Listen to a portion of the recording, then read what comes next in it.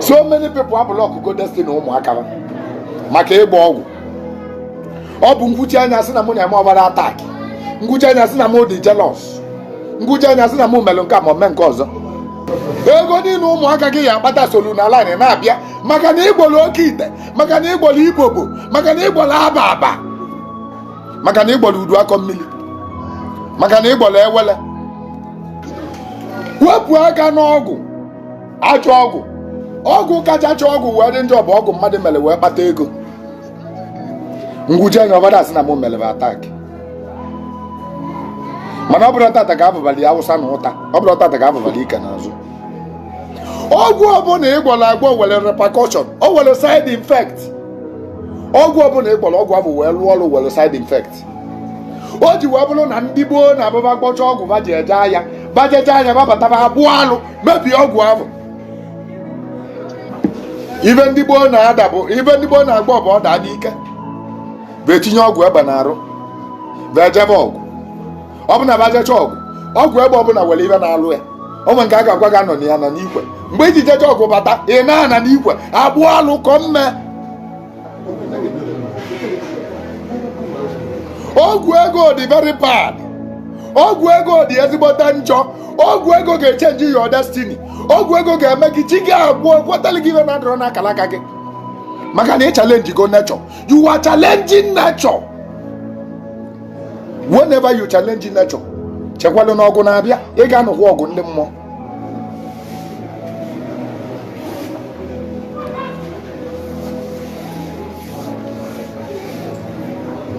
Ụfọdụ ụmụ nwanne m olizila amosu tata.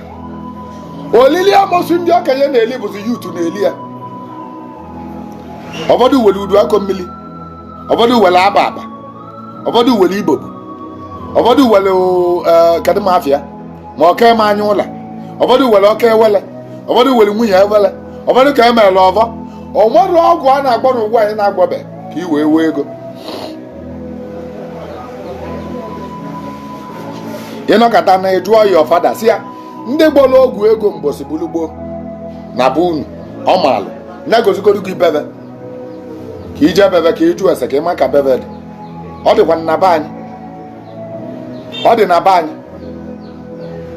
Onye ọbụla gbolo ọgwụ ego a na-atụpụtali ya iche ọgwụ ego ọ gbolo na biya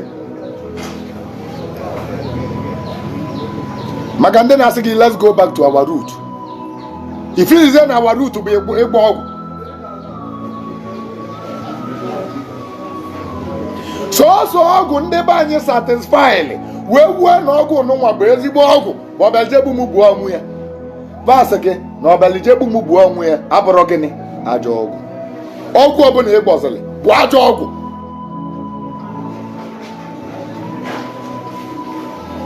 Ịgba ọgwụ bụ ịba force nature ka onye gị ibe na-adịrọ n'akala aka gị. Kedu ebe ọ ga-esi wee weta ebe ahụ na-adịrọ n'akala aka gị n'aka nwa gị? Ike dị ọbụla ịbụ ụbịam na akala aka gị na ihe kata n'akala gị ị ga-ewedebe bụ 20 million. 20 million na chi ga na-emepie ga-emepie na-emepie ga-emepie.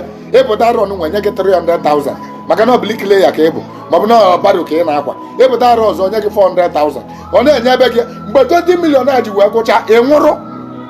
Ịma na imechi gị bịala ụwa ime na nke ego agana chi ga na-ewepụta obele na-enye gị.